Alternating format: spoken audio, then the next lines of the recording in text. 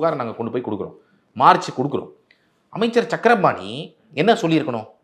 ஒரு புகார் வருது, இவ்வளவு பெரிய ஊழல் உங்கள் துறையில் நடந்திருக்கிறது, ஒருவேளை அவருக்கு ஒன்றுமே தெரியாது, என் துறையில் இருக்கக்கூடிய அதிகாரிகளுக்கு இப்படி ஒரு குற்றச்சாட்டு வந்திருக்கா, நான் முதல்ல விசாரணை நடத்துகிறேன் அப்படின்னு சொல்லியிருக்கணும்.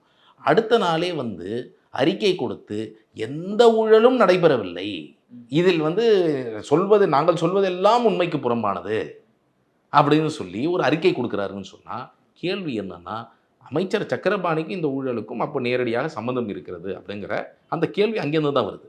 ஏன்னா உங்களுக்கு ஒருவேளை தெரியவே தெரியாதுன்னா நீங்கள் என்ன சொல்லியிருக்கணும்? நாங்கள் விசாரிக்கிறோம், நாங்கள் இதன் மீது ஒரு விசாரணை நடத்துகிறோம். இதுதானே ஒரு அக்கறையுள்ள ஒரு முதலமைச்சரோ சக்கரபாணியோ இதை தானே சொல்லணும்.